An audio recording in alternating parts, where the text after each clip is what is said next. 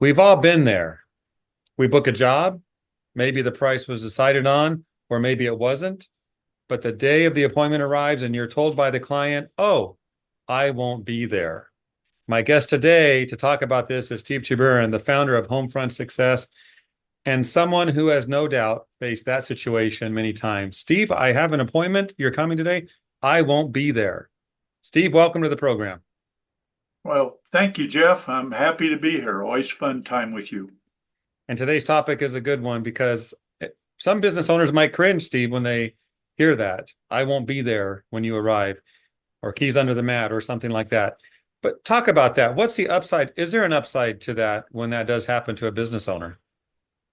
Yeah, there's a great upside to it, Jeff, because I can bang that job out if they're a regular returning client. You know, if I've been part of the family, so to speak, for the last 12, 15 years, in their home once or twice a year, it's just a routine thing. I just as soon Mrs. Jones be out of there. I can do a good job, but I don't have to chit chat. I can make up my time that I'm probably running behind, or the same, even better for my techs. But I'm assuming you're more focused on a first-time client, and that's where things, the wheels tend to come off the truck, so to speak. Am I right? Is that what you'd like to focus on? I think so. I agree, Steve. If you have that relationship and they're not going to be there, you can trust payment's going to happen. The house is ready for whatever service you're offering. But that first time client, how much trust do we have in that client, Steve? What do you think? Uh, a first-time client, I have very little trust in today's society, nor we shouldn't. So let's talk about the first-time client. Now, when they say to me on the phone or whatever, I trust you, just go ahead and do the work. That's when that early warning thing starts beeping in my head, and I go beep, beep, beep. Watch out ahead, because when they're not there, and I haven't worked for them before, there's no way to preset their expectations, no way to define with them pre-existing problems, so to speak. So in other words, I want to clearly define expectations. And the way I'm going to do that usually is I'll say, we'll be happy to work with you on that, but let's do a quick remote video walkthrough.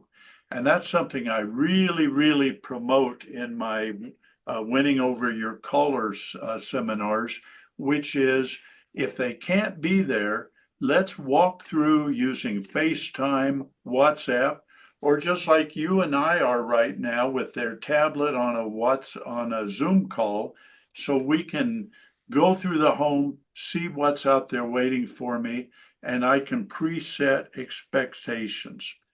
And the other reason for that, Jeff, is that when we haven't preset expectations, when they don't even know me or who I am, then when they come back to the home after I've done a really hard job, they're going to bring out their big magnifying glass. And nobody, I don't care how good you are, can deal with a magnifying glass. You probably have learned that with Raylene, right? A lot of truth to that close scrutiny, Steve. Yes. Yeah. So what I'm going to do there is if I'm stuck with a first time caller and she's not there or he's not there, I'm going to carefully write down everything, any pre-existing problem, any concern, anything that didn't come out right on the work order, and train my technicians to do the same. Or even better, just take a picture of it with the cell phone, send it to the office, have the tech send it to the office, and then the office will call the client and say, you know, Steve was at your home and he noticed this concern. Are you aware of it? And then if they say, well, no, I'm not, then you just, well, may I text you a photo of what he noticed? And that's a great way to do it because It's all about clearly defining expectations. Normally, we just say, so Mrs. Jones, for a first-time client, we really, really recommend that you be there to meet our crew, to see who we are. You can walk through the job. And then afterwards, if you need to leave, we're fine with that. So that's probably the best thing to do. And really to a point where we didn't even give them the option. And then if they say, no, I trust you, then we switch into the other things I just shared. Thank you. You know me better than I do myself. Hey, takes a village, Steve. Thank you for this today.